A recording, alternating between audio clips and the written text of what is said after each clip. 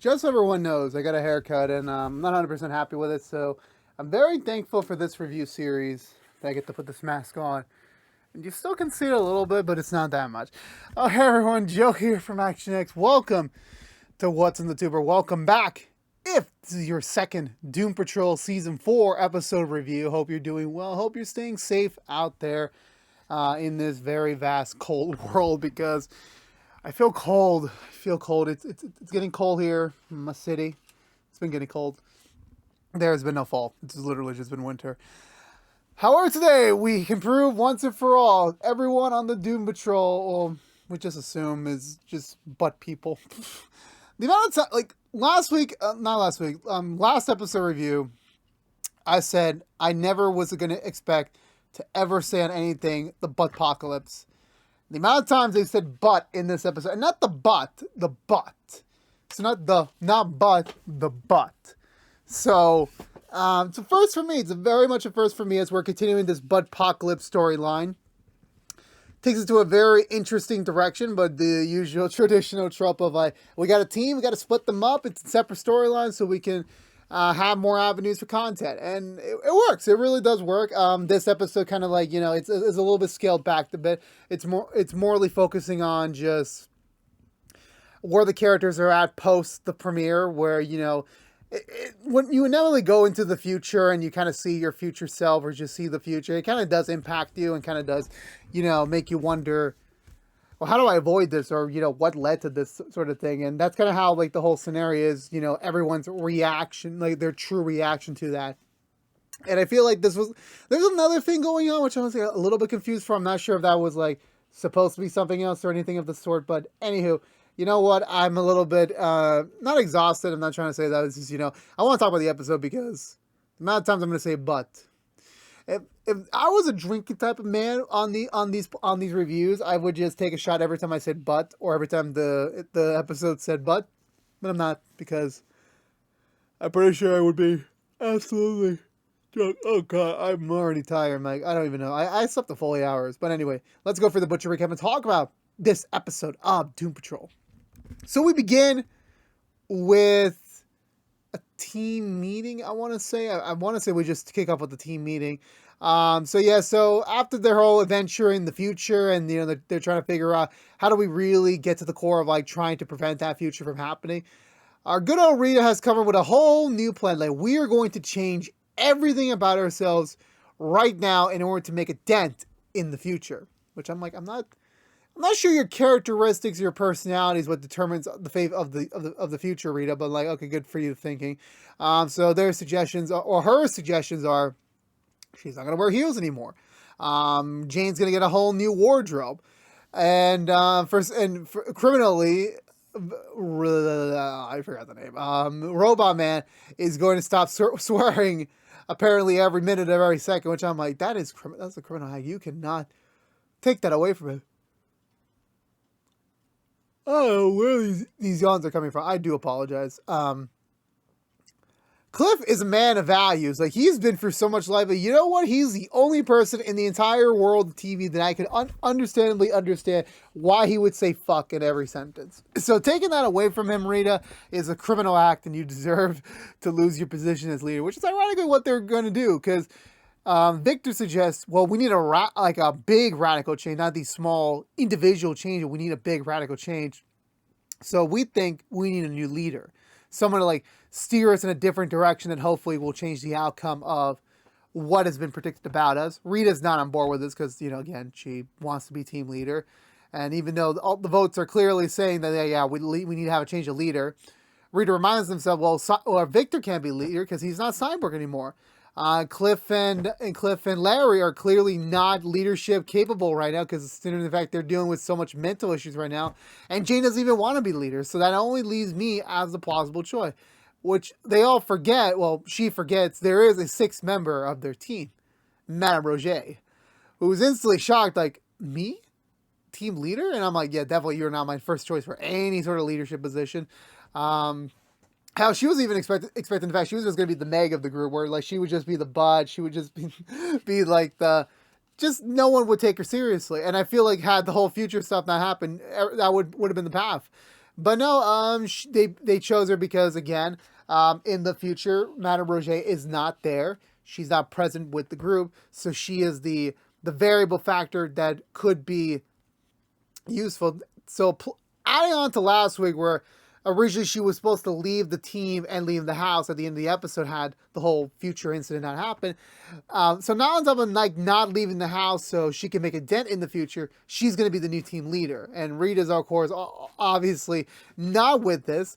And she's bringing out this fucking kindergarten system where she apparently gives them gold stars or demerit on their performance on every mission, and she has never given Madame Roger a single star. She has all the stars, and everyone's just kind of like variables in between, which I'm like, Rita, you're taking this whole leadership thing way too far and way too childish, and you know what?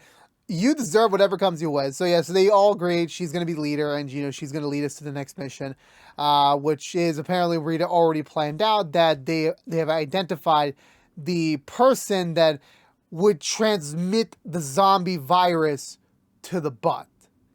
Which for me, I'm like, I don't know.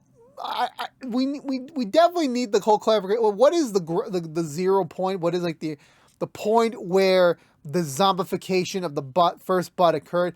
We need to know that. However, we don't 100% know that quite just yet. But anyway, so Madame Roger takes the plan, agrees with it, and she's like, okay, we're going to do this. I'm going to lead the way.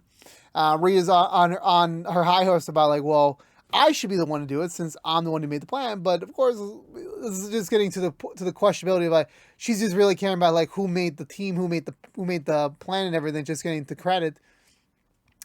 Again, Rita's just, she's acting childish. She just does not understand what she's really saying. And once the team's all set in stone, like, yeah, we're just going to do your plan. Madame Roger is going to lead us, and that's going to be it. Rita's like, okay, you can do that, but I won't be part of this mission, so I'm backing out. So she leaves.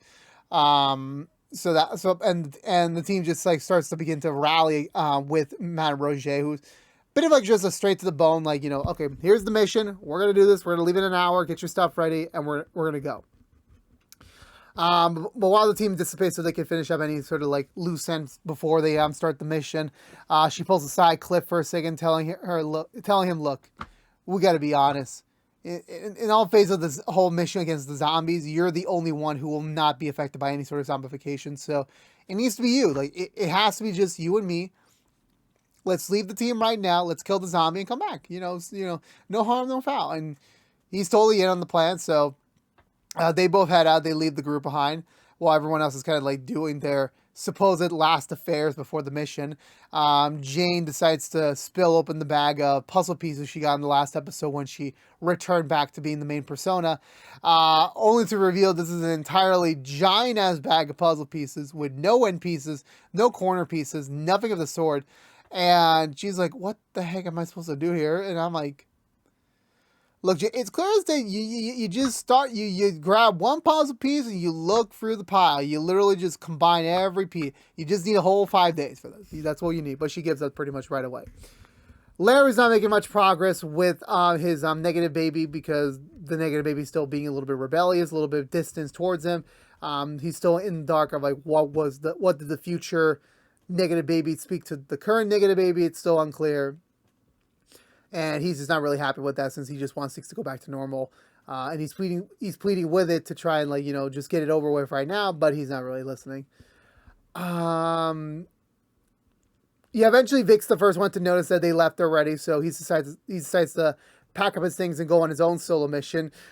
Jane gets insulted because well, everyone seems to be leaving me lately, so what's going on? And Cyber's like, do you want to come along with me on this top secret super side mission? She's like, of course.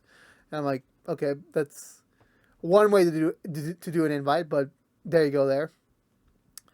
I want to say we get to, so since they don't have the bus anymore, Cliff and Madame Roger has no choice but to take bikes to get to their destination, which I'm like, how does a robot pedal a bike is something I was never expecting to be answered in my lifetime, but we got the answer, and I'm like, okay, that happened.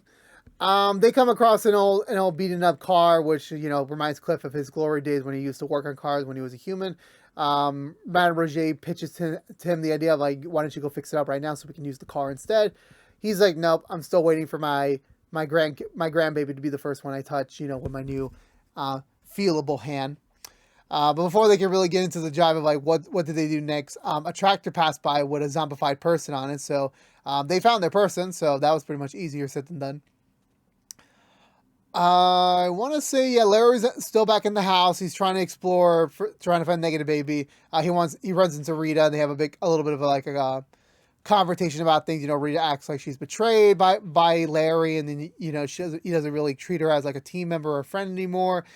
Larry's just like, no, that's not the case. It's literally just, I'm not in the mood for this right now. Plus, the only reason why I supported the team on, removing you as leader is because you have not been acting like a relatively true person since you got back from the past. At first, you just found all of us to be strangers since you did leave this other life for so many years, and you came back to us. And like, obviously, of course, it's not out of the picture of the understandability. Like, yeah, she has a point there, but literally all she's been doing since she's come back is bossing everyone around, controlling their every move, is literally doing every single mission like a play. That like their whole original purpose of being an actual superhero team has kind of felt like that's not the purpose anymore. It's just Rita just servicing her purpose, and she doesn't deny it. She just says like, yeah, the only thing I had left was being a team leader, and y'all took that away from me. So they kind of they split up there in like a heat of like light argument. I then want to say we head back over to the park where Jane and Victor are about to pose as the Bureau of Normalcy agents to pick up one of the zombie butts, which zombie butt hunter, which again is a thing in this universe that apparently I didn't know existed. Has in his possession. It's supposedly the last one that wasn't killed yet, so they're all presuming that this is the one. This is going to be the butt that's going to start the whole pandemic. So we need to take it and kill it right now. So he arrives. They pose as agents as best they can, but this guy is kind of dense and doesn't really know what they're supposed to look like. So he hands over the butt to them. They're about to get away with it. The real agents arrive because they were posing as agents that were supposed to pick up the butt originally, but they kind of swapped. So by the time the real agent showed up, the butt's already given to the other person. And even when the bounty hunter figures that out, he's like, well, I got paid, so that doesn't matter to me there. I want to say, yeah, afterwards, we cut back to Matt, Roger, and Cliff, who arrive at the barn of the zombified farmer, let's call him. So they go and they confront him, and, he's a bit of a reformed zombie. He doesn't want to eat brains. He doesn't want to do any of like the generic zombie stuff. He just wants to work on his farm and everything. But he knows he eventually has to die, and he just welcomes his fate when, Matt and Roger orders Cliff to go and kill him, which kind of petrifies, Cliff a bit because like he didn't do anything wrong really, and he doesn't really want to kill anyone. So why should we kill him? Like, just for the sake of like, being honest to oneself. However, Madame Roger, knowing that this could be a problem for them, removes Cliff's hat, which covered his brain scent. The scent alone was enough for the zombie to revert back to its original attitude and wants to eat Cliff's brain. Cliff has no choice but to kill it, and sadly the glove ripped off, so he felt the cold face, and he was a bit disturbed by that, but he knew like this had to be done. This was the only way to like ensure our safety, so he has no problem doing so, and accepts what he did so we can move on from it. We return back to the house where Rita and Larry are still not talking to each other. They're still a bit on very stale, tense terms. Cliff and Madame Roger show back up with the news that like they killed the zombies, so it's over. They prevented the supposed apocalypse. Rita does not care and just leaves them. Then eventually, Victor and Jane show up with the body of the butt of who they presume to be the butt that's going to cause this entire apocalypse. So they leave it to Cliff to go kill it, since he's the only one who could really kill it, without any sort of remorse or anything. Before we get to this part, though, which is like wrapping up the episode, we had an entire subplot where it took place. I want to say before season 1. I'm guessing they're tying this in. I'm guessing they're tying this into I think it was season 1 when they broke out of the Bureau of Normalcy, which I guess they originally unleashed the Butt people. where a well-known a very unusual, a very unorthodox scientist shows up, and they're recruiting her to handle the butt people to kind of see if she can tame them or figure them out or something like that. After doing a research period, she discovers that no, these butts are actually pretty nice people.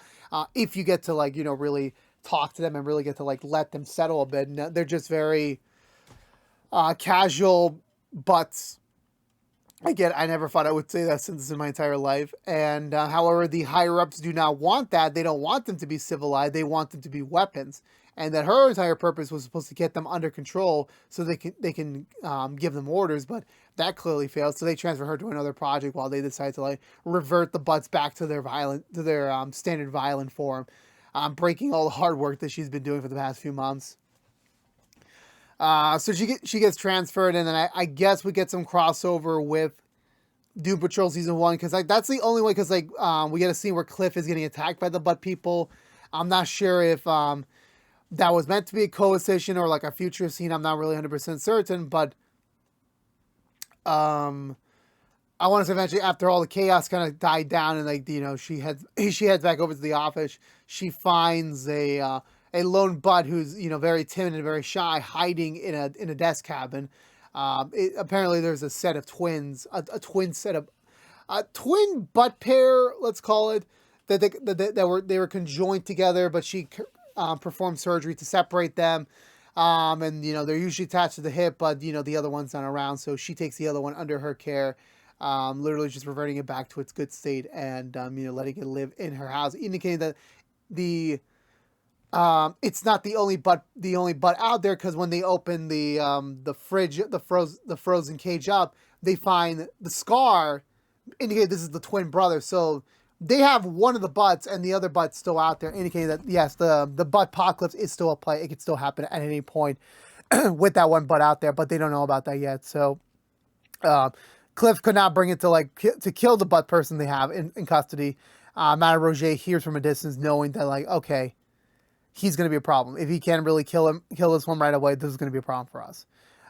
So yeah, I want to say that was it. I think that was it. I think that was the only thing we got for the episode. Beyond that, I know there was a little bit of resolution with last week's Victor cliffhanger, where he texted to an old friend. The friend reached back out to him and he said yeah, we're hanging out on Fridays. If you want to come through and catch up, that's perfectly acceptable. So.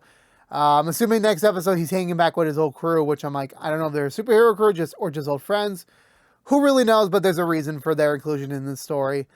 And yeah, I think that's it. I think that was pretty much it. So for me, I thought this was a very standard episode. I think just getting through to just the minute details of the butt apocalypse and everything, and just seeing how everyone's reactions of it are pretty much different was very unique to see. It was definitely a different approach, different style than I was expecting, but it works out for the best for them.